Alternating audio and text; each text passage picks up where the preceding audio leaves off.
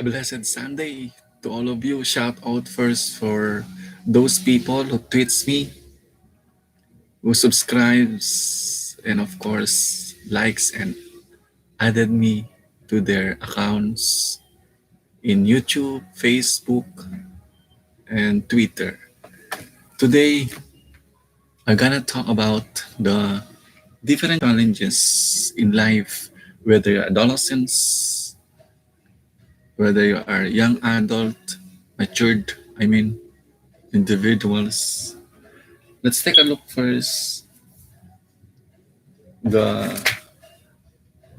challenges and how to deal with this. How do I cope with different challenges and how to embrace the life that I chose, that I selected, especially in the period of adolescence, because that is the starting point or the beginning of your life is during adolescence period. Adolescence is a period that extends over a substantial part of a person's life. However, each adolescent experiences individual changes and growth at differing rates. So there is what you call individual differences. One person grows faster than the other, or in terms of metabolism, the other person has a rapid metabolism than the other. The first challenge that I illustrated on this book written by myself last 2018 entitled Personal Development. Shout out to GBT publisher there, Ma'am Virginia Gapos. Hello there. Merry Christmas. Is biological challenges. From the word biology, biological, what does it mean? Adolescents begin with the first well-defined maturation event called puberty. Included in the biological challenges are the changes that occur due to the release of the sexual hormones that affect emotions. Mood changes can increase, which can impact on relationships, both at home with parents and siblings, and socially or at school. So, biological activities, biological trials, especially in the period of puberty, can be manifested in terms of the physical change, of course, the hormonal changes, and so on. Now, another change or another challenge that individual experience is what we call connective challenges. Connective, or the social development change is cognitive. Sorry, cognitive. The connect the connective between biological and mental, cognitive. Piaget, in his theory of social development, believed that adolescence is the time when young people develop cognitively from concrete operations to formal operations. So they are able to deal with ideas, concepts, and abstracts. However, it takes time for confidence to build with using these newly acquired skills. Because there are times that adolescents can feel insecurity and so on, or egoistic, something like that. They become self-conscious, thinking that they're watching by others. You know, there is a time to feel self-pity also, because you don't know where to place. Adolescence actually is between childhood and adulthood. So therefore, this middle part of your life has something to do with if I'm going to look back to my childhood or I'm looking now forward to my adulthood. That is very critical. This is all part of the complex process of becoming a separate and a unique individual. Next is psychological challenges.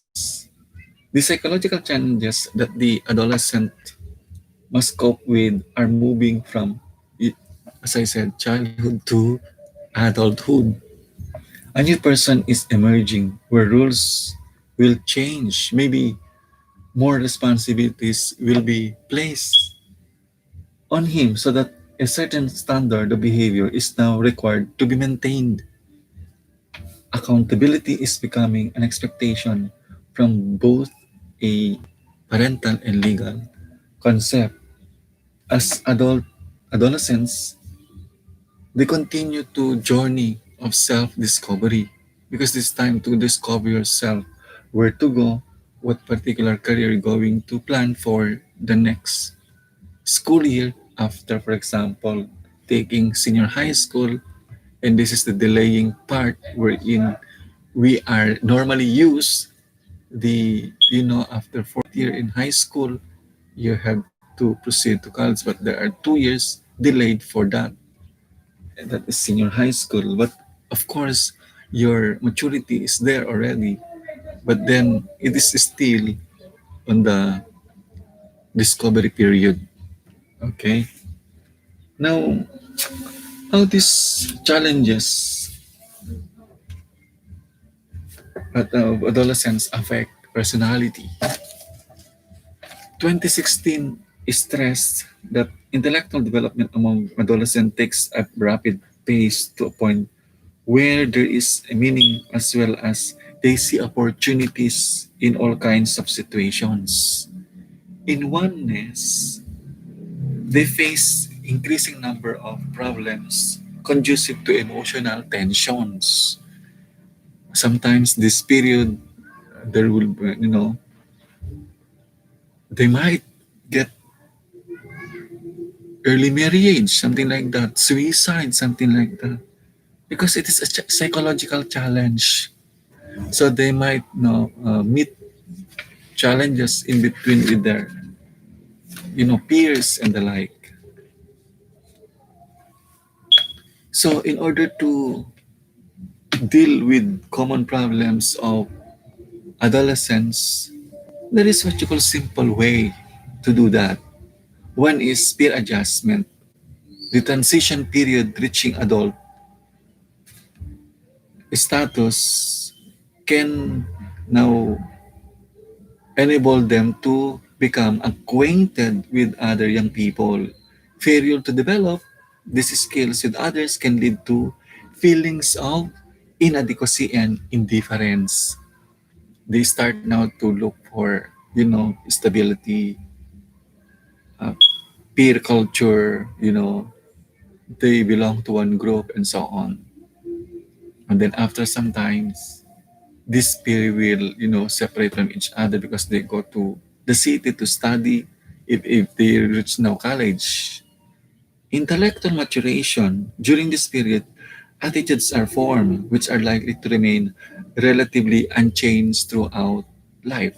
Ways of thinking are being developed which will lead to neither healthy problem solving techniques, expanded intellectual curiosity and interest, or to narrow viewpoint faculty habits and poverty of concepts.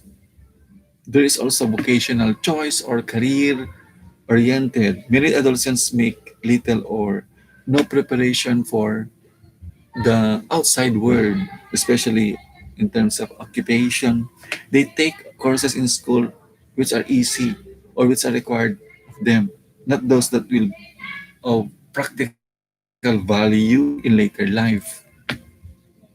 Emotional maturity will depend, even if you are already intellectual matured.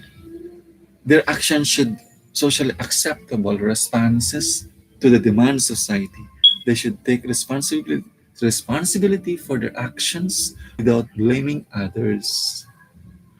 Marami to. Marami nangyayari to. They blame others.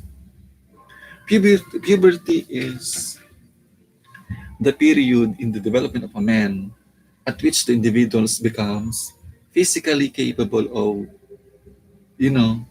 sexual reproduction. Sexual maturation follows a predictable sequence for members of both gender. It begins with the production of sex hormones that trigger a series of physiological changes, especially in males and females. This is manifested with their physical changes, maturation, in hormonal changes. They tend to, you know, to build, you know, masculine, feminine structures, especially if they reach already the full maturity and they nearly reach the adulthood. Okay, adolescence is not easy time for kids or parents. The only way to deal with needs and problems at this age is to know about them and be ready to face them. Here is our list of the common problems and their solutions that adolescents have to deal with. Number one, physical changes. What will be your solution here? E- Explain that it's normal for the body of to change, especially females if they see the first, menstruation inside the comfort, they will cry. Enable them to stay healthy and fit through nutritious diet and exercise. Emotional changes. Assist them to take care of themselves. Encourage them to exercise. Let them talk. Then listen. Behavioral changes. How do you deal with? How do you deal with that? Let them know that you love them as they are because they have what you call insecurity, anxiety.